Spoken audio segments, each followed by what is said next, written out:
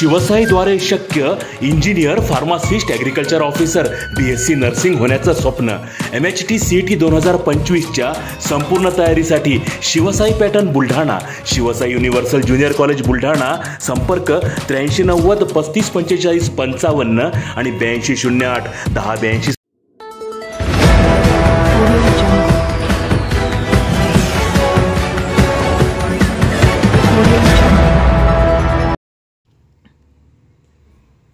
Soybean पिकाऐवजी पर्यायी पिके लावण्याची आमदार सिद्धार्थ खरात यांची मोहीम. पर्यायी पीक म्हणून मका, हळद लागवड करण्याचा शेतकऱ्यांना सल्ला. विदर्भातील शेतकरी कापूस आणि सोयाबीनच्या नादाला लागून देशोधडीला लागला. सोयाबीन शेती परवडत नाही, यातून सावरण्यासाठी विविध आयोजन आणल्याचं सांगण्यात येतंय. मात्र बुलढाण्याच्या मेहकरचे ठाकरे गटाचे आमदार सिद्धार्थ खरात यांनी त्यांच्या भागात शेतकऱ्यांनी पीक पेरणी बदलाची मोहीमच हाती घेतली आहे.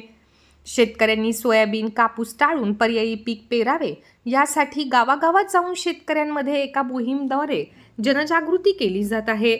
सोयाबीन पीकऐवजी मका, हळद पीक पेरावे असा सल्ला ते शेतकऱ्यांना देत आहेत. सोयाबीन एकदम बदलता आलं नसेल तरी चालेल, पण हळूहळू सोयाबीनचं जे पीक आहे तो पीक पॅटर्न बदला आणि जे काही त्याच्याऐवजी मका हे जे आहे किंवा हळद आहे या पिकाकडे, दुसऱ्या पिकाकडे आपण वळा. उडीद, मूग या पिकाकडे वळा.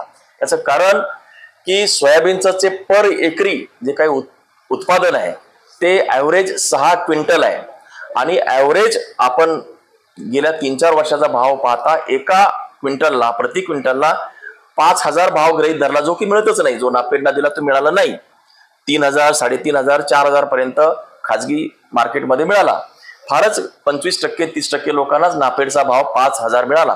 गृहीत धरू आपण की 5000 त्याचा भाव आहे, 6 क्विंटल पर एकरी आहे, 6 पंचे 30,000 त्याचं पर एकरी उत्पन्न होतं. व्हेरॅज मका हे जर उत्पन्न घेतलं तर मक्याचं कमीत कमी जे यील्ड आहे ते पर एकरी हे 35 ते 40 क्विंटल आहे. किती? 35 ते 40 क्विंटल आहे. आणि मक्याचा जे काही पर एकरी ज्याचा भाव आहे तो 2000 ते 2200 आहे. तो 2500 पण होऊ शकतो, 1800 पण होऊ शकतो.